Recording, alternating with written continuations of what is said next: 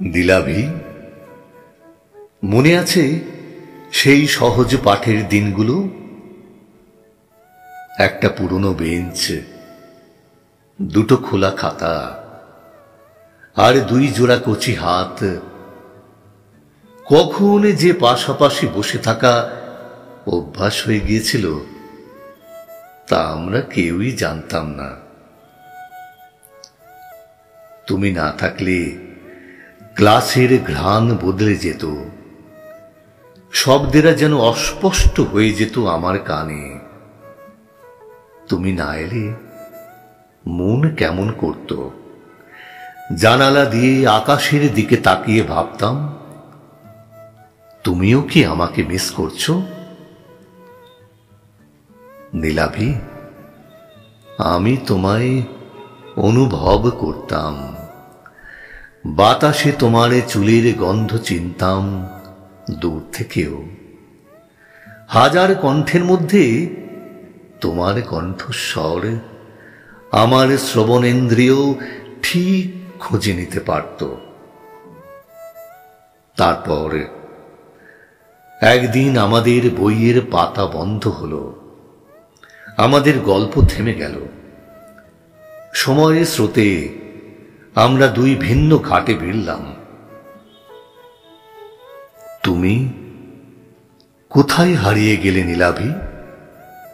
কোন শহরে, কোন জানালা দিয়ে আকাশ দেখো তুমি?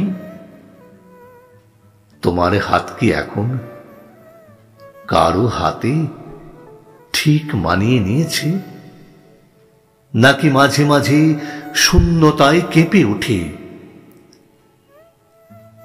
আজও জনস্রোতে হাঁটি, হাজারো মুখ দেখি, কিন্তু কোথাও তোমাকে পাই না। তুমি কি বদলে গেছো নীলাভি, নাকি স্মৃতির আয়নায় চোখের আলো কমে গেছে আমার? জানি না, তবে আমি নিশ্চিত যদি কোনো কোলাহলে তোমার কণ্ঠ শুনতে পাই, তবে ঠিক চিনে নেব সেই চিরচেনা সুর, সেই অচেনা মায়া,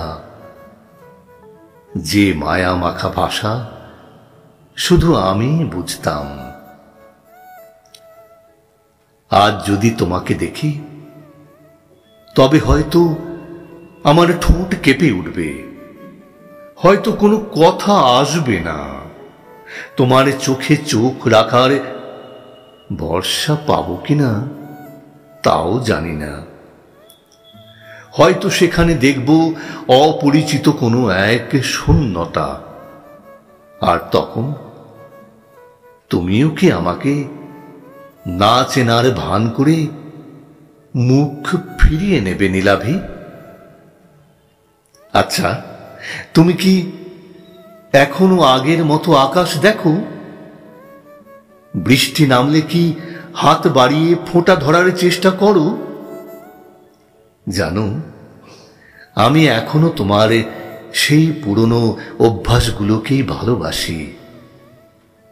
তুমি হয়তো সবই ভুলে গেছো। আমি জানি আমরা দুজন দুই ভুবনের বাসিন্দা হয়েও একই আকাশের নিচে দাঁড়িয়ে আছি, একই বাতাসে নিঃশ্বাস নিচ্ছি, একই চাঁদের আলোয় ভিজছি। আর আমি এখনো তোমার নামটা চুপি চুপি উচ্চারণ করি। যদি বাতাসে তোমার উত্তর পাই। নীলাভি, তুমি কি সত্যি হারিয়ে গেছো, নাকি তুমিও আমার মতো একবার দেখার অপেক্ষায় আছো আজও?